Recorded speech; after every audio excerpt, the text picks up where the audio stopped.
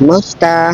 Ngayong araw, sabay-sabay tayo mag-react sa isang family game show sa television noong ikapito ng Abril taong 2026.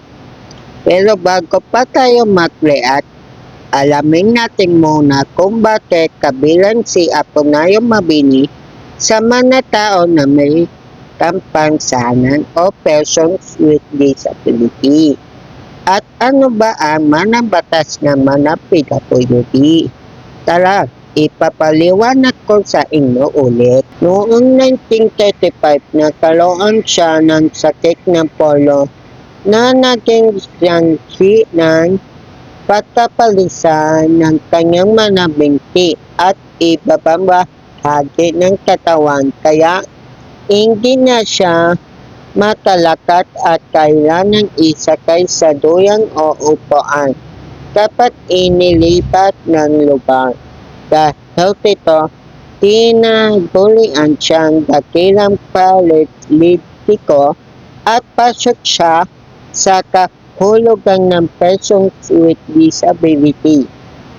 May kapansanan sa katawan na nakakaapekto sa pagkilos at gawain kahit na napakalaki na naiambat niya bilang utat na himatsikan at unang punong ministro ng Pilipinas. Mga batas pala sa mga PWD sa Pilipinas.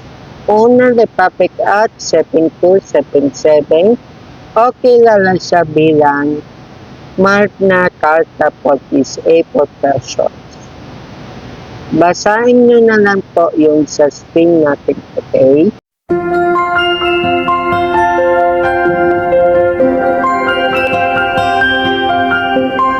Pangalawa, Batas Pambansa Bill 344 o kilala rin bilang Accessibility Law.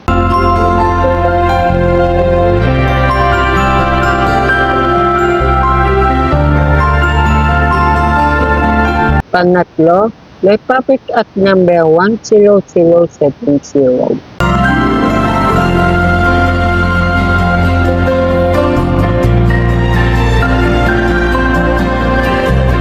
Pang-apat, Republic Act 10754.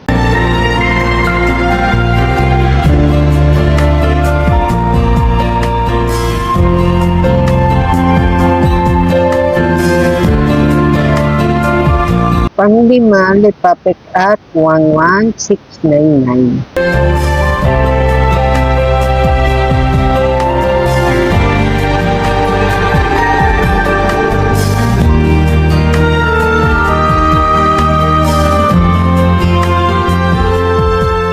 Ngayon, malalaman natin kung bakit ko recreate ko ulit. Gusto ko lang ipaalam sa inyo yung nangyari sa isang family game show sa television noong ikapito ng Abril taong 2026. Ang tanong kasi, grabe ang nagsakyan kong jeep na sobrang bagay kasing bagay niyan. Siyempre, kaisip ka tuloy, ano yun? Pwede mabagal sa pagon. Halimbawa ko lang, bakit yung nasagot ng lalaki doon, bakit PWD? Anong kilalaman doon? Panoorin nyo na lang. Jeremy, final answer.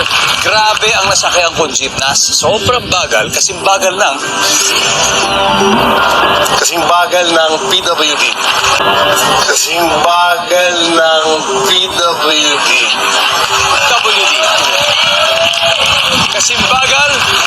PWD. Nandiyan ba yan, survey?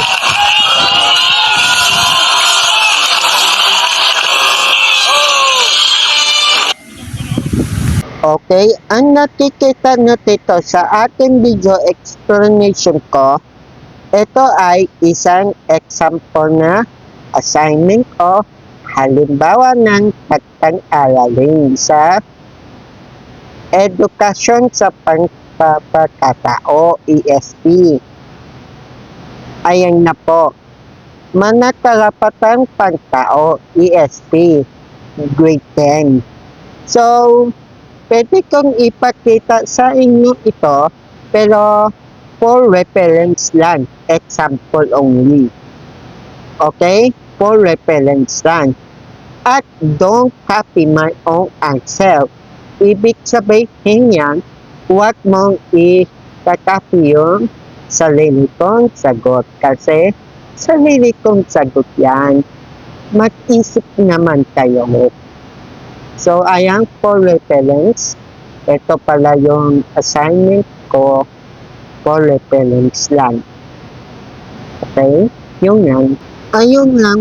Maraming salamat sa pakikinig at paalam sa inyong lahat.